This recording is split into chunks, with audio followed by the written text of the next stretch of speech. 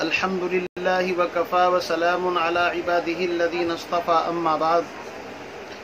فأعوذ بالله من الشيطان الرجيم بسم الله الرحمن الرحيم إن عدة الشهور عند الله 12 شهرا في كتاب الله يوم خلق السماوات والأرض منها 4 حرم. وقال الله تبارك وتعالى في مقام آخر يسألونك عن الأهلة قل هي مواقيت للناس والحج. صدق اللہ العظیم. واجب الاحترام بزرگوں، دوستوں، بھائیوں، اس وقت ماہ محرم الحرام چل رہا ہے اور اسلامی کیلنڈر کے اسلامی اعتبار سے سال کا پہلا مہینہ محرم ہے اور اسلامی سن ہجری کہلاتا ہے. دنیا کے اندر اور بھی بہت سارے سن رائج ہیں، جیسے سن عیسوی، سن بکرما جیت، یا اسی طریقے سے اور بھی مختلف سن دنیا کے اندر رائج ہیں. لیکن اسلام کے اندر سن ہجری اور اسلامی مہینوں کے اندر سب سے پہلا مہینہ محرم الحرام کا مہینہ ہے. اللہ رب العزت نے 4 مہینوں کو بڑی فضیلت عطا فرمائی ہے. ان میں سے ایک ذی قعدہ، دوسرا ذی الحجہ اور تیسرا محرم الحرام اور چوتھا رجب کا مہینہ ہے. زمانہ جاہلیت کے اندر بھی لوگ ان کا تقدس، ان کا احترام اور اتنا خیال رکھتے تھے کہ ان 4 مہینوں کے اندر اگر دشمن کے ساتھ جنگ چل رہی ہوتی تھی تو جنگ بھی بند کر دیتے تھے. لیکن آپ جانتے ہیں کہ عرب کے اندر چونکہ قبائلی نظام تھا، مستقل کوئی ایسا ذریعہ معاش نہیں تھا، بعض قبائلوں کا صرف یہی کام تھا لوٹ پاٹ، تو اس طریقے سے ان حضرات کو بڑی دقت اور دشواری محسوس ہوتی تھی کہ 3 مہینے مسلسل ایک دم اگر گھر کے اندر بیٹھ جائیں تو ان کی معیشت کو ایک بڑا جھٹکا لگتا تھا. اس لیے انہوں نے اپنی معیشت سے باہر نکلنے کے لیے کبھی کبھی ایسا کرتے تھے کہ سال کے ان 4 مہینوں کو آگے پیچھے کر لیا کرتے تھے، جس کے بارے میں اللہ نے قرآن کے اندر فرمایا کہ جو 4 مہینے عظمت والے ہیں، تقدس والے ہیں، منہا 4 حرم، ان کو آگے پیچھے کر کے اپنی جانوں پر ظلم مت کرو. بہرحال نبی علیہ السلام نے جس سال حج کیا، حجۃ الوداع، تو آپ علیہ السلام نے فرمایا کہ زمانہ اور سال اور مہینے گھوم پھر کر کے وہیں پر آ گئے جہاں پر اپنی اصلی جگہ پر تھے. یعنی عرب کے لوگوں نے جو گڑبڑیں کر رکھی تھی، اللہ کے نبی نے فرمایا کہ اس سال جیسے ذی الحجہ کی 9 تاریخ کو یوم العرفہ کہا جاتا ہے، تو اس اعتبار سے یہ سارے کے سارے ایام اپنی حالت پر واپس لوٹ آئے. اب میرے عزیز بزرگوں، دوستو، اللہ رب العزت نے فرمایا کہ جب نہ زمین تھی نہ آسمان، کچھ بھی نہیں تھا، اللہ کے علم کے اندر سال کے 12 مہینے ہیں. لیکن ان میں پہلا مہینہ کون سا ہے، دوسرا کون سا ہے، تیسرا کون سا ہے، اس کی کوئی خاص ترتیب نہیں تھی. رسول اکرم صلی اللہ علیہ وسلم کے بعد خلفائے راشدین کا جب دور شروع ہوا تو دین کی تکمیل کے بہت سارے مراحل، بہت سارے شعبے خلفائے راشدین کے دور کے اندر پورے ہوئے. میرے عزیز بھائیو، حضرت عمر رضی اللہ تعالیٰ عنہ کے زمانے کے اندر سن اور مہینوں کے بارے میں ڈسکس ہوئی، گفتگو ہوئی کہ کون سا مہینہ پہلا مہینہ ہو اور کون سا کس اعتبار سے سن رائج کیا جائے. تو حضرت عمر رضی اللہ تعالیٰ عنہ کی جو کابینہ تھی، ان کی جو شورا تھی، اس کے مختلف افراد، مختلف حضرات صحابہ کرام اس کے ممبر تھے. ان میں سے حضرت علی رضی اللہ تعالیٰ عنہ، جس کو اللہ کے نبی نے فرمایا میری امت کا چیف جسٹس اور قاضی علی ہے، حضرت علی رضی اللہ تعالیٰ عنہ کے مشورے سے یہ طے ہوا. مختلف رائے آئی، لیکن بہرحال حضرت علی رضی اللہ تعالیٰ عنہ کی رائے یہ تھی کہ مہینوں کے اندر سے، چونکہ محرم کا مہینہ حرمت والا بھی ہے اور محرم کا مہینہ عبادت کا مہینہ بھی ہے، اور محرم کا مہینہ جس طریقے سے شریعت محمدی کے اندر قابل تعظیم ہے، اسی طریقے سے سیدنا آدم علیہ نبینا علیہ السلام سے لے کر تمام نبیوں کے دور کے اندر محرم کا مہینہ ایک بابرکت اور معظم اور متبارک مہینہ رہا ہے. وجہ اس کی یہ ہے کہ تفصیل آپ نے سنی ہوگی کہ حضرت آدم علیہ نبینا علیہ السلام کی توبہ قبول ہوئی، اللہ نے ان کو سربلندی عطا فرمائی، محرم کا مہینہ تھا، شیطان کو اللہ نے ذلیل کیا تو شیطان کے لیے ذلت کا مہینہ تھا۔ اسی طریقے سے نوح علیہ السلام کے زمانے میں جو طوفان آیا اور سیدنا نوح علیہ نبینا علیہ السلام کی جو کشتی جودی پہاڑ کے اوپر لگی، بتاتے ہیں وہ بھی محرم کی 10 تاریخ تھی، محرم کا مہینہ تھا۔ تو اس طرح نوح علیہ السلام اور ایمان والوں کو اللہ رب العزت نے کامیابی عطا فرمائی، اور جو غیر ایمان والے تھے ان کے لیے تباہی کا مہینہ تھا۔ آگے چلتے ہیں، حضرت ابراہیم علیہ نبینا علیہ السلام کو اللہ رب العزت نے اپنا خلیل بنایا، واتخذ اللہ ابراہیم خلیلا، اور اللہ رب العزت نے ان کو مختلف امتحانات کے اندر کامیابی عطا فرمائی۔ تو اللہ کی جو دوستی کا تاج ان کو نصیب ہوا وہ بھی محرم کا مہینہ ہے، اور ان کا جو دشمن تھا نمرود، اللہ نے اس کو ذلیل کیا، اس کو جوتوں سے پٹائی کی، وہ بھی محرم کا مہینہ۔ تو اس طریقے سے علماء فرماتے ہیں کہ آگے چلیے سیدنا موسیٰ علیہ نبینا علیہ السلام کا دور آتا ہے، تو اللہ رب العزت نے حضرت موسیٰ علیہ نبینا علیہ السلام کو دریائے نیل سے پار نکالا اور بنی اسرائیل کو آزادی غلامی سے نصیب فرمائی، وہ بھی محرم کا مہینہ، اور فرعون کو اللہ نے غرق کیا، وہ بھی محرم کا مہینہ۔ تو ایک طریقے سے ایمان والوں کے لیے، اللہ اور رسول کے ماننے والوں کے لیے مہینہ ہمیشہ سے متبرک اور بہت ہی بابرکت مہینہ رہا ہے، بڑے خیر کا مہینہ رہا ہے، اور جو اللہ اور رسول کے دشمن ہیں ان کے لیے ذلت کا مہینہ رہا ہے۔ تو اسی طریقے سے آگے چلے جائیے، حضرت علی رضی اللہ تعالیٰ نے یہ رائے دی کہ سال کے 12 مہینوں میں سے پہلا مہینہ ماہ محرم الحرام کو بنایا جائے، چنانچہ حضرت عمر رضی اللہ تعالیٰ عنہ کا زمانہ ہے اور حضرت علی رضی اللہ تعالیٰ عنہ کا مشورہ ہے،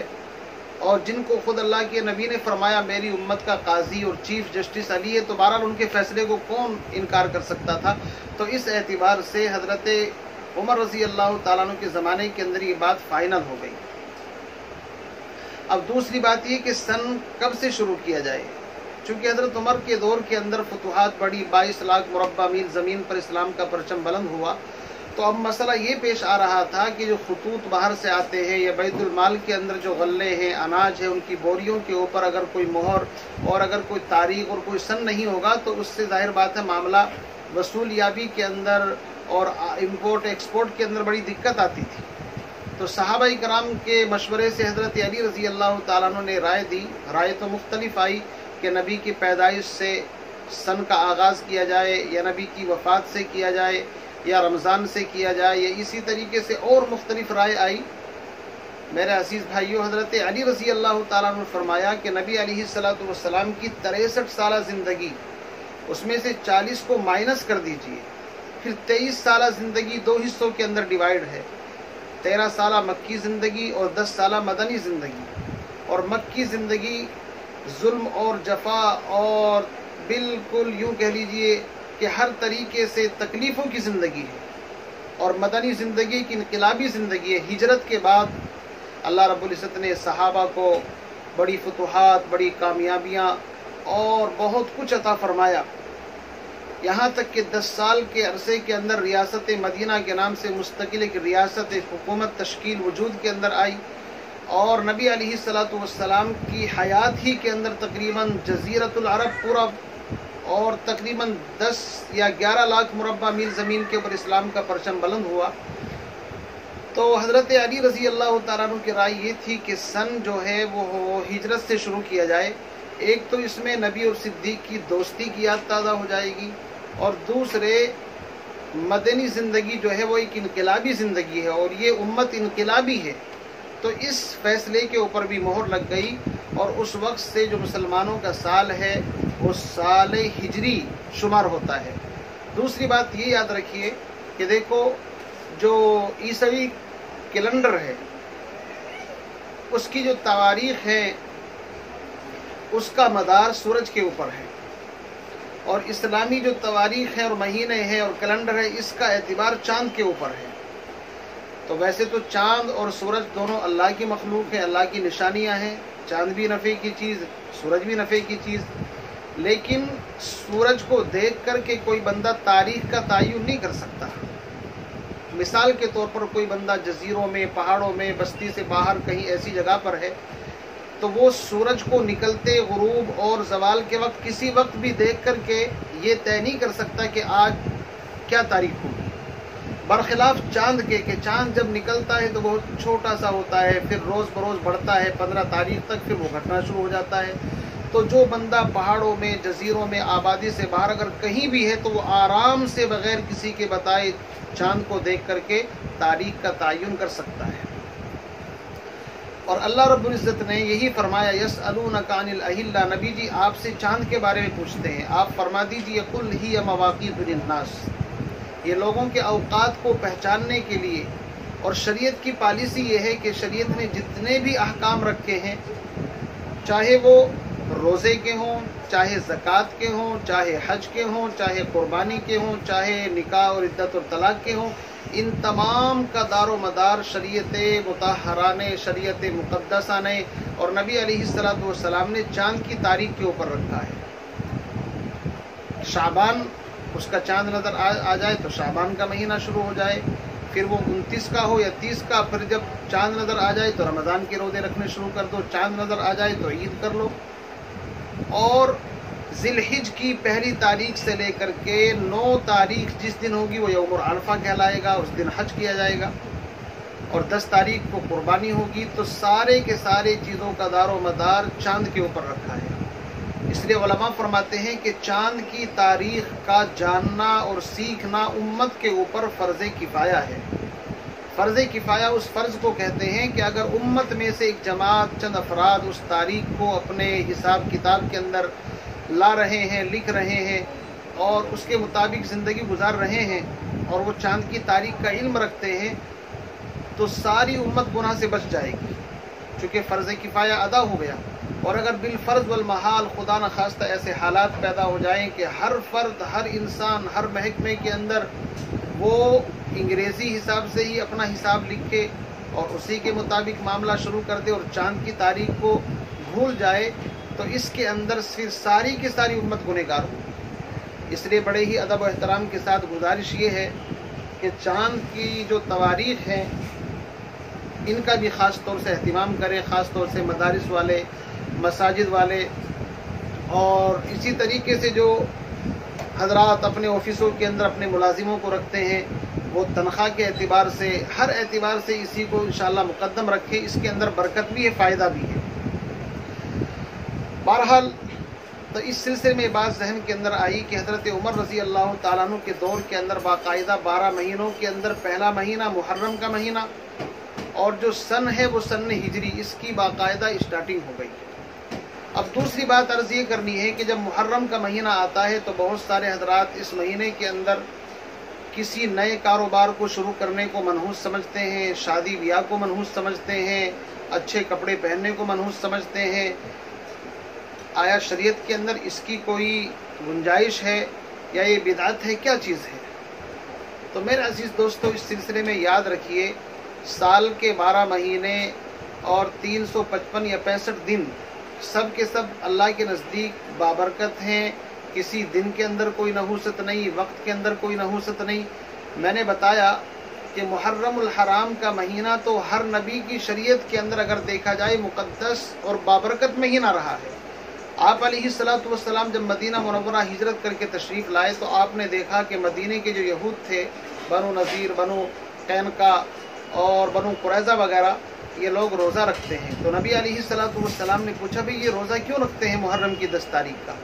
پتہ یہ چلا کہ یہ لوگ حضرت موسیٰ علیہ نبینا علیہ السلام کی یادگار کے طور پر کہ اللہ نے 10 محرم کو فرعون سے نجات عطا فرمائی تھی، اس خوشی میں روزہ رکھتے ہیں۔ تو آپ نے فرمایا کہ موسیٰ تو ہمارے بھائی ہیں، وہ تو نبی تھے، ہم زیادہ مستحق ہیں کہ اس دن کا روزہ رکھیں۔ اور چونکہ دوسری حدیث یہ بھی ہے من تشبہ بقوم فہو منہم، یہ دین مستقل ہے، اس کی بنیادیں ہیں، پلرز ہیں، یہ کسی دوسرے کے سہارے کا محتاج نہیں۔ اور تاکہ دوسرے دین کے ساتھ اس کے اندر مشابہت نہ ہونے پائے تو نبی علیہ السلام نے یہ بھی اعلان فرمایا کہ آئندہ سال ہم انشاءاللہ 2 روزے رکھیں گے، چاہے تو 9 اور 10 اور چاہے 10 اور 11۔ تو اس سے پتہ چلا کہ 2 روزے رکھنے چاہیے۔ رمضان کے روزوں سے پہلے عاشورے کا روزہ فرض تھا، لیکن رمضان کے روزے فرض جب ہوئے تو اس کی فرضیت منسوخ ہو گئی، البتہ اس کی سنیت، اس کا استحباب باقی ہے۔ اور علماء فرماتے ہیں کہ ان 2 روزوں کا ثواب ایسا ہے جیسے کہ 1 سال گزشتہ کے گناہ اللہ نے معاف کر دیے۔ تو اس لیے اس دن کے روزے کا اہتمام کرنا چاہیے، اور اس مہینے کے اندر یہ کہ بھائی کوئی کاروبار نہیں کریں گے، یا اسی طریقے سے نئے کپڑے نہیں پہنیں گے، یا اسی طریقے سے بھائی اپنے توے اور چولہے اوندھے کر کے رکھ دینا، شریعت میں اس کی کوئی اصل نہیں ہے۔ ایک اتفاق ہے کہ نواسہ رسول سیدنا حضرت حسین رضی اللہ تعالیٰ عنہ محرم کی 10 تاریخ کو میدان کربلا کے اندر مظلومانہ شہید ہوئے، اور ان کے رفقا، ان کے ساتھی۔ یہ واقعی اسلامی تاریخ کے اندر ایک بہت ہی دکھ بھرا پہلو ہے، یہ ایک الگ موضوع ہے۔ لیکن میرے عزیز بزرگوں بھائیوں، شریعت تو حضور علیہ السلام پر مکمل ہو چکی تھی۔ آپ علیہ السلام کے بعد جو واقعات پیش آئے ہیں وہ نبی کی پیشین گوئی کے مطابق ہوئے ہیں، اور اس کا پس منظر کیا ہے، بیک گراؤنڈ کیا ہے، میں انشاءاللہ کسی دوسرے بیان کے اندر اس کی وضاحت کروں گا کہ اسلام کے اندر جو شہادتیں ہوئی ہیں وہ کتنی طرح کی ہیں، اور اس شہادت کا پس منظر کیا ہے۔ بس آج کی اس بیان کے اندر مجھے یہی واضح کرنا تھا کہ ایک تو یہ مبارک مہینہ، اس کے اندر آپ خاص طور سے عبادت کا بھی اہتمام کریں، اور دوسری بات یہ کہ اس کے اندر کوئی ایسی خرافات نہ کریں کہ جس طریقے سے مطلب جو شیعوں کے ساتھ ان کے ساتھ مشابہت لازم آئے، اور اس مہینے کے اندر تعزیہ بنانا اور اسی طریقے سے اور دیگر کام کرنا ہے تو بالکل ظاہر بات ہے، آپ سمجھ سکتے ہیں کہ ایک مسلمان کے لیے، ایک ایمان والے کے لیے ایسا کام کرنا کہ جس سے شرک کی بو آئے یا شرک تک پہنچ جائے، بالکل انتہائی خطرناک عمل ہو سکتا ہے۔ اللہ رب العزت سے دعا فرمائے مجھے بھی، آپ کو بھی اسلامی مہینوں کی ان تمام کے مطابق اپنے معاملات کو اور اپنی تواریخ کے علم کو محفوظ کرنے کے اللہ تعالیٰ توفیق عطا فرمائے، اور اسلامی کیلنڈر کو بالکل امت کے اندر عام اور رائج فرمائے، خاص طور سے مساجد اور مدارس کے احباب اور وہ حضرات جو اپنے آفسوں کے اندر ملازمین کو رکھتے ہیں، وہ اپنی تنخواہوں کا نظام بھی چاند کے اعتبار سے رکھیں، انشاءاللہ برکت ہوگی اس کے اندر۔ میرے عزیز بھائیوں، تو اسلامی تاریخ کا سیکھنا، جاننا، یہ ہر انسان کے اوپر قریب فرض کفایہ کے درجے میں ہو جاتا ہے، اس لیے چاند کی تاریخ کا بھی علم سیکھنا چاہیے۔ اور ہمارے 12 مہینوں کے اندر سب سے پہلا مہینہ محرم ہے، اس کے بعد پھر دوسرا مہینہ صفر المظفر، پھر ربیع الاول، پھر ربیع الثانی، پھر جمادی الاولیٰ، پھر جمادی الثانی، پھر رجب، پھر شعبان، پھر رمضان، پھر شوال، پھر ذی القعدہ، پھر ذی الحجہ۔ تو یہ ترتیب ہے، اور سن ہمارا آپ جان ہی چکے ہیں کہ سن ہجری ہے، اور اس کی کس طرح ابتدا ہوئی میں آپ کو تفصیل کے ساتھ بتا چکا ہوں۔ آپ خاص طور سے ان چیزوں کا اہتمام کریں، اور اس مہینے کے اندر کوئی خرافات، کوئی بدعات بالکل نہ کریں۔ اللہ تعالیٰ سے دعا فرمائے تمام امت مسلمہ کو بدعات، خرافات سے محفوظ فرمائے، اور اس مہینے کے جو روزے ہیں خاص طور سے اس کا بھی اہتمام کرنے کی کوشش کریں، چونکہ بہرحال ان روزوں کا ثبوت ہے، ان کے بڑے فضائل ہیں۔ اللہ تعالیٰ مجھے آپ کو بھی اس مہینے کے روزے رکھنے کی توفیق نصیب فرمائے۔ وآخر دعوانا ان الحمد للہ رب العالمین۔